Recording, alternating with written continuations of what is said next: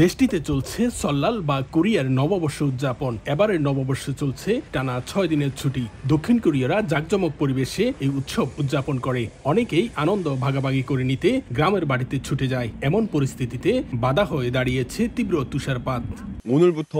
ছুটি পাওয়ায় প্রচুর যানবাহন চলাচল করবে। ভাবছি আজ বন্ধুদের নিয়ে একটু ঘুরতে বের হব, কিন্তু এত বেশি তুষারপাত হচ্ছে যে ঘুরতে যাওয়া খুবই অসম্ভব। আমার জীবনে এমন ভারী তুষারপাত খুব কমই দেখেছি।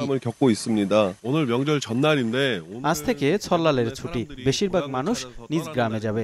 অনেক তুষারপাতের কারণে রাস্তায় যানবাহন খুব ধীর গতিতে চলছে, তাই প্রচুর যানজট লেগে আছে। আমি আশা করি ছুটির দিনে কোনো দুর্ঘটনা ছাড়াই সবাই যেন নিরাপদে ভ্রমণ করুক, তাদের পরিবারের সঙ্গে ভালো সময় কাটাবে।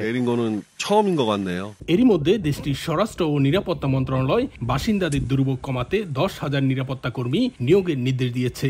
সকাল থেকে বেশ কয়েকটি এলাকায় ঘন্টায় 5 সেন্টিমিটার পর্যন্ত তুষারপাতের রেকর্ড করা হয়। সোমবার সন্ধ্যা 6টা পর্যন্ত জেজু আন্তর্জাতিক বিমানবন্দরে 100টিরও বেশি ফ্লাইট বিলম্বিত হয়েছে। এছাড়াও ভারী তুষারপাত আর তীব্র বাতাসের কারণে 10টিরও বেশি ফ্লাইট বাতিল হয়। বন্ধ রাখা হয় 20টিরও বেশি রাস্তা।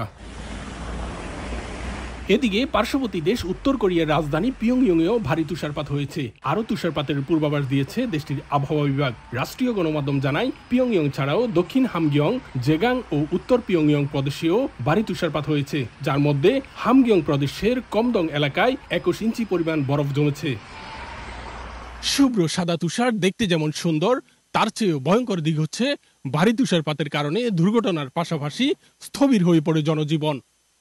প্রকৃতির এমন ভয়ঙ্কর অভিজ্ঞতা কেবল দক্ষিণ কোরিয়ার মতো শীতপ্রধান দেশেই দেখা যায়। দক্ষিণ কোরিয়া থেকে মোহাম্মদ হানিফ, সময় সংবাদ।